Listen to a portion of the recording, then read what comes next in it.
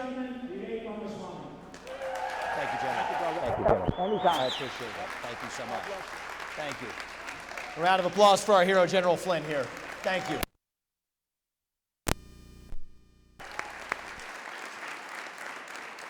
Look, it's an honor to be here. I tell you, when I hear you saying these words and bestowing an honor like this upon me, I got to say my actual feeling is a sense of inadequacy to receive an award like this.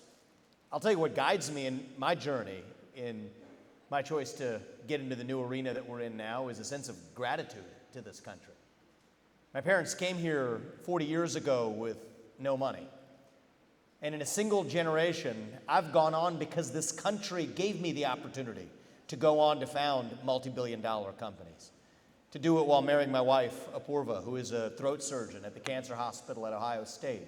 The reason she's not here today is that she was in the operating room saving lives herself, living her version of the American dream, raising our 2 sons in Columbus, Ohio, following our faith in God without any government telling us that we can't do that.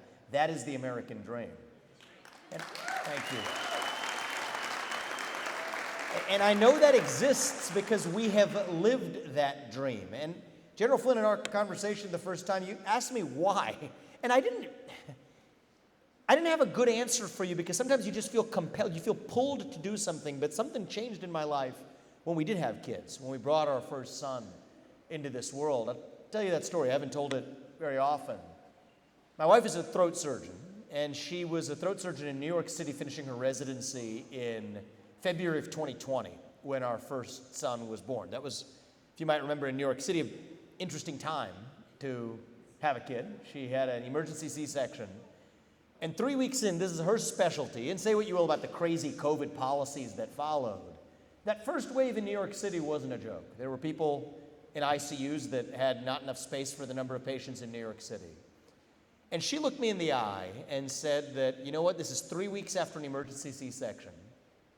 I have a duty to go back and use the gift that God has given me. The reason that God put me here was to take care of people in need as an airway surgeon at a moment where they need more people like me. And so she went back 3 weeks after giving birth, and I became a father who, I was a biotech CEO at the time. Wasn't what I was expecting to do. I was traveling the world doing deals, but actually said, you know what, if this is Apurva's calling, I'm going to take, we didn't know what the virus was at that time, how it affects infants or otherwise. I'm going to take care of our newborn son, and took a couple of months to do that as she took care of patients in the OR in New York. And that, I think, was a turning point for me that made me think about the why. Right? Why are we going through the motions? There's more to this life than just the aimless passage of time. Why are we actually here? And I think God gives each of us our own unique gifts. Whatever they are, every one of us has our own unique gifts. And it's up to each of us to look ourselves in the mirror and ask ourselves, how will I use those unique God-given gifts to do what is right for this country in the short time that we are given? And so it was a year and a half later that when I had that same conversation with Apurva to say that, you know what, I think our nation is sick now.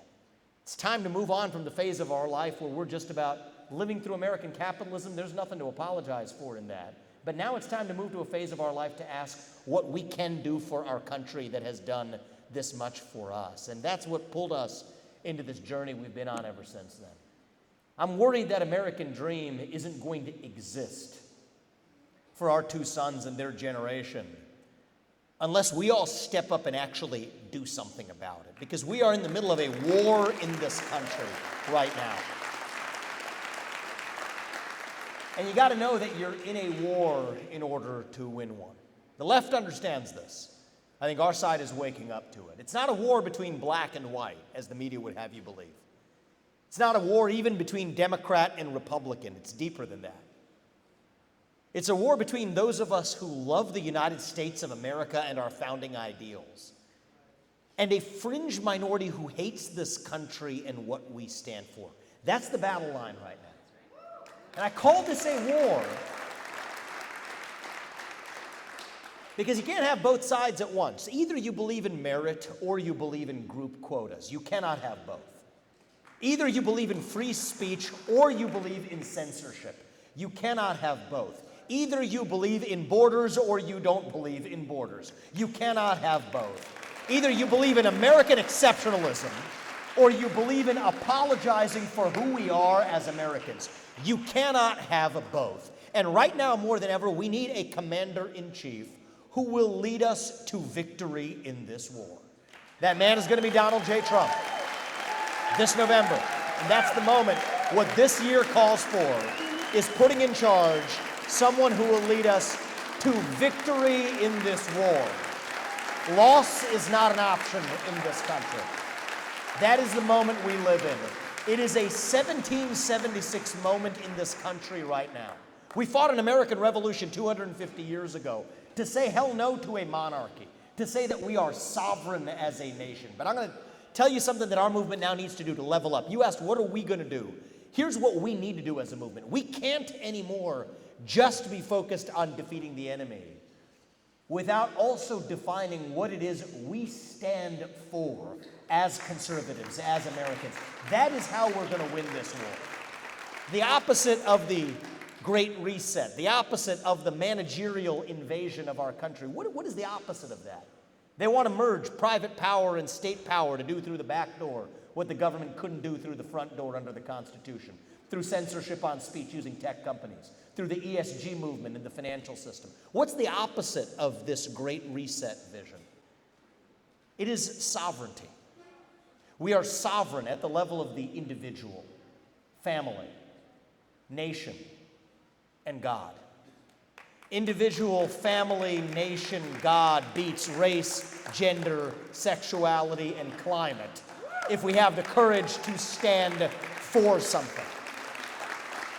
We can't anymore just be running from something as anymore. Now is our moment. It's people like you, General Flynn, leading us there. Now is our moment to actually start running to something.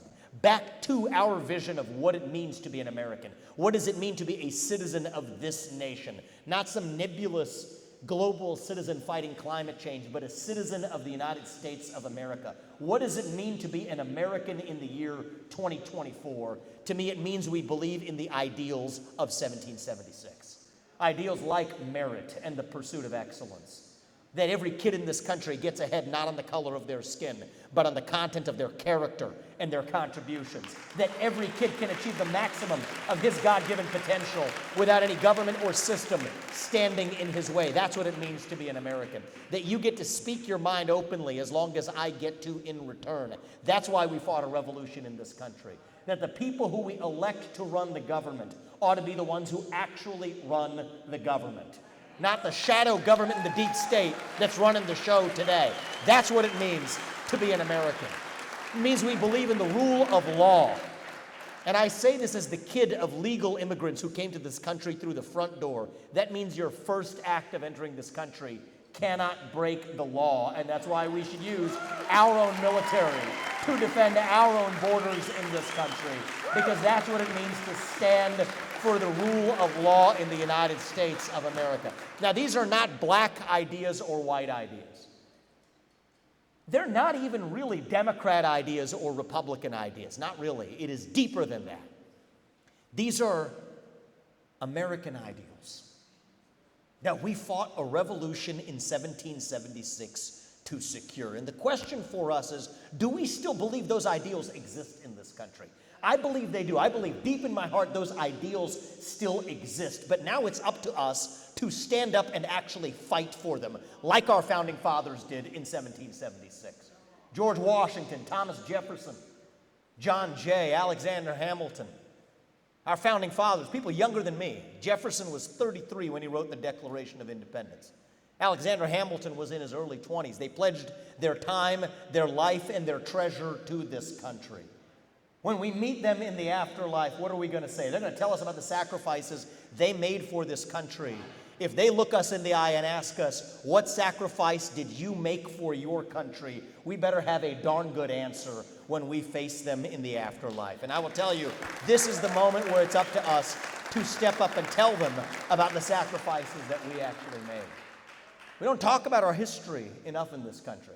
You know, my generation, here's the issue. So I'm 38. I'm the youngest person ever to run for U.S. president as a Republican. They said it was too young to do that. Maybe they were right. They said our founding fathers were younger, though. And I'll tell you the issue with my generation. This is about America's future. This is about the next generation. I'll tell you a word about my kids and their generation. It's not that they're against our beliefs. It's not that at all. I think it's a misunderstanding. I was with a group earlier today of high school kids where I was a judge of a debate that they had. They had both sides. One was on the proposition that climate change is an emergency, another on the side that they weren't. Now, I'm biased, but I thought the latter camp did a better job. But these are young people in this country who are not against our founding values, even though they're taught to be. They're lost. They're in need of purpose and direction and meaning. And right now, what's happened in our country? Faith, patriotism, hard work, family. These things have disappeared. And when you have a vacuum that runs that deep, that's when the poison fills the void. Where does it come from? Wokeism, transgenderism, climatism, COVIDism, globalism, Zelenskyism, I would argue. That's another discussion for another day. But where do these things come from? You think it's an accident that we see the rise of these same religious cults at the same time? It's not an accident. They're symptoms of a deeper void of purpose and meaning. And I think it's up to us as conservatives now, not just to play the game of whack-a-mole here. Got some wokeism here, got that down, transgenderism popped up. By the time you got that down, COVIDism replaces climatism, only to have climatism come back. We're never going to win by just chasing our tail, playing defense. The best defense is offense. And the offense for us is defining this is who we are and what we actually stand for. That's how we dilute the poison to irrelevance. So it's up to us to look ourselves in the mirror and say, this is who we are as Americans. The ideals that set this country into motion in 1776, are we willing to fight for those ideals today? If we are, we're done just celebrating our diversity and our differences. We've done that so much that we forgot all of the ways that we're really the same as Americans, bound by that common set of ideals. E pluribus unum. It's on the back of our coins, every one of them etched in there. E pluribus unum. What does that mean? From many, one. One nation under God. That's what we've lost. And here's how we're going to get it back. It's going to be by every one of us, not just me, not just General Flynn, not just Donald Trump, not just the people who we look at as our leaders. It's going to be by every one of us starting to say in public what we'll otherwise say in private at the dinner table. That's the real issue in this country, is this culture of fear that has spread like an epidemic. That culture of fear has replaced our culture of free speech. And if you want to know the best measure of the health of American democracy, I'll tell you what it is. It's not the number of green pieces of paper in our bank account. It's not even the number of ballots that we cast every November. The best measure of our country's health is the percentage of people who feel free to say what they actually think in public. Right now, we're doing poorly, and the only way we're going to fix it is every one of us starting to speak the truth in the open again. Speak it with a spine. Say it with conviction. When you're the only person in a room who believes what you do, stand up and say it. Say it with respect. Part of respect is that you respect your neighbor enough to tell him what you actually think. The things we know to be true but are too controversial to say them and stand for them. That God is real. That there are two genders, period. That fossil fuels are a requirement for human flourishing. That reverse racism is racism. That an open border is not a border. That parents determine the education of their children. That the nuclear family isn't a bad word. It's the greatest form of governance known to mankind. That capitalism lifts us up from poverty and we don't have to apologize for it. That there's 3 branches of government in the United States, not 4. And that the U.S. Constitution is the strongest and greatest guarantor of freedom in human history. That is the truth. We fight for the truth. We stand up for the truth. That is what won us the American Revolution. That is what reunited us after the Civil War. That is what won us 2 world wars and the Cold War. That is what still gives hope to the free world. And if we can revive that dream, over group identity and grievance and victimhood and self-hatred, then nobody in the world, not a nation, not a corporation, not a virus, not China, is going to defeat us. That's what American exceptionalism is all about, and that is what we are going to revive this year to save our great nation. Thank you all. God bless you and your families, and may God bless our United States of America. General Flynn, thank you. The honor's mine, and we'll take this with me. Thank you, guys. God bless. Thank you. Thank you. Thank you. Thank you. Thank you. Thank you.